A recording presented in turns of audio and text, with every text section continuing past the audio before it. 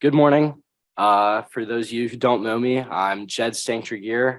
I'm your guest preacher for today.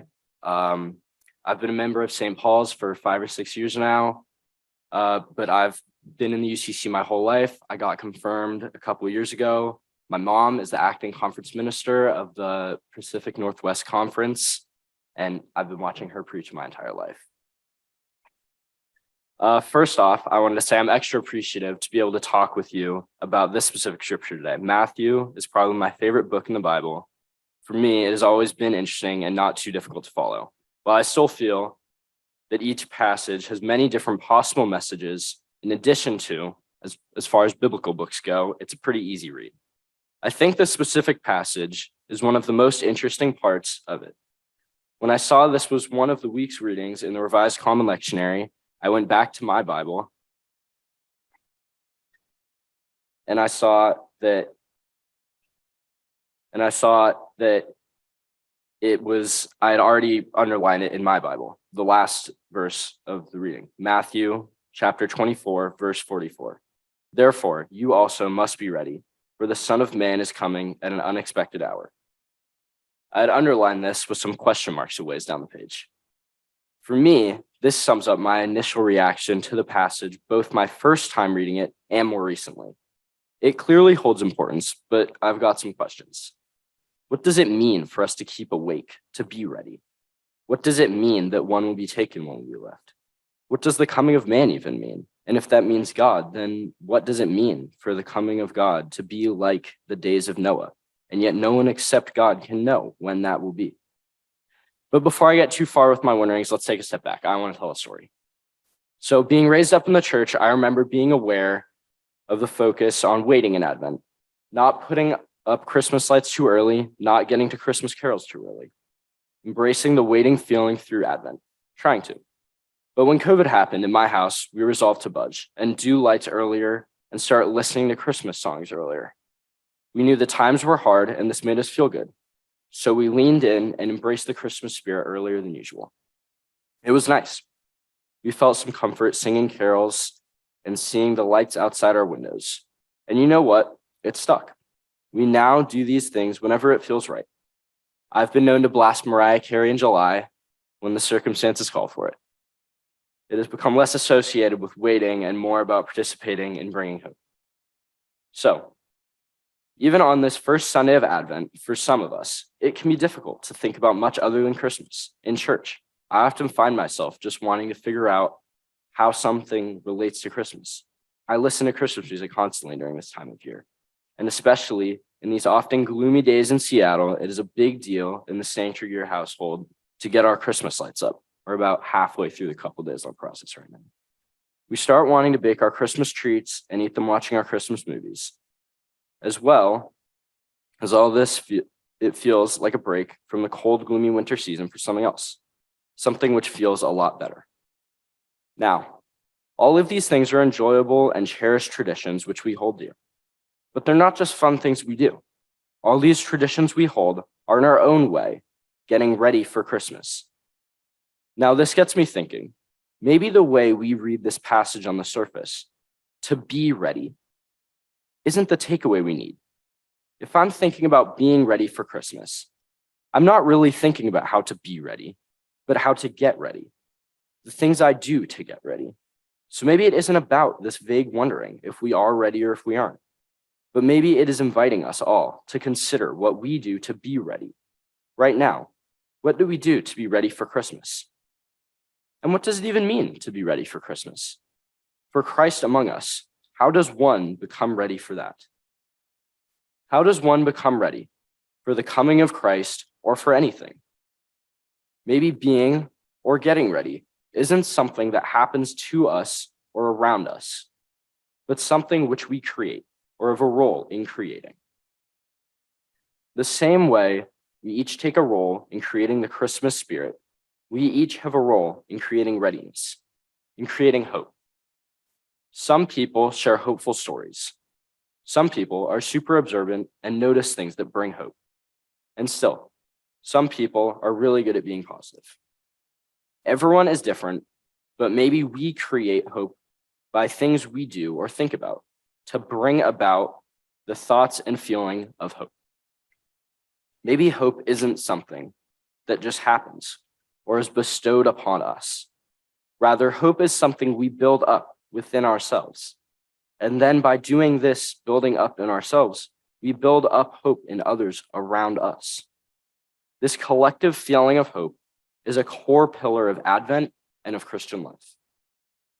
Life is a mix of ups and downs, feeling hopeful and hopeless. I felt hopeless at times. And what I notice through my regaining of hope is how I regain my hope through my actions to regain that hope. And sometimes when we ourselves feel hopeless, we must lean on the hopefulness of others.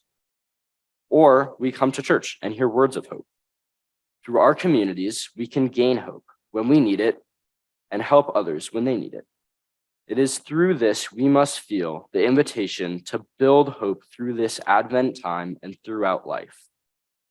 Our inherent responsibility to have hope and build hope as Christians. The thought then from this is, well, why, if this is a scripture read on the first Sunday of Advent in the week of hope, why is it talking about something seemingly unrelated to our beloved holiday, which, as a matter of fact, the passage doesn't even mention? But we must remember that while we are nearing Christmas, it is also the beginning of the church year. And what is more important at the beginning of the year than hope? But at first glance, this passage doesn't seem particularly hopeful, right? Well, to me, it doesn't feel like it's in a very hopeful tone.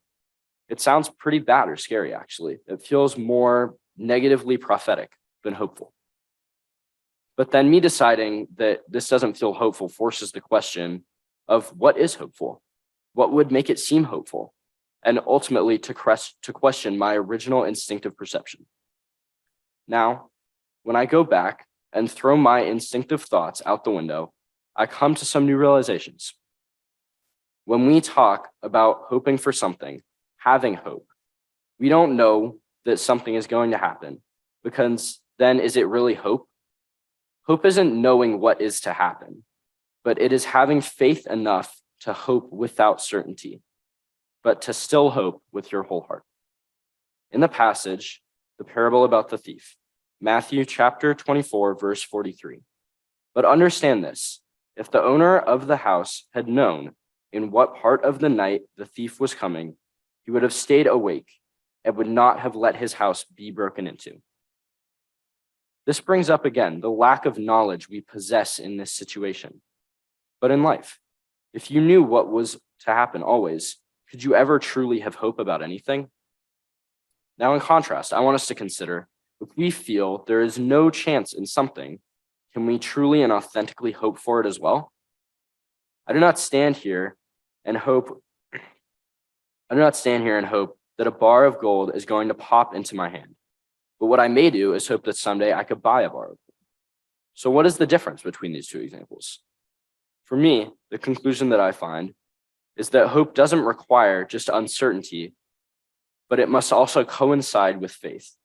For how could we have faith without hope, or vice versa?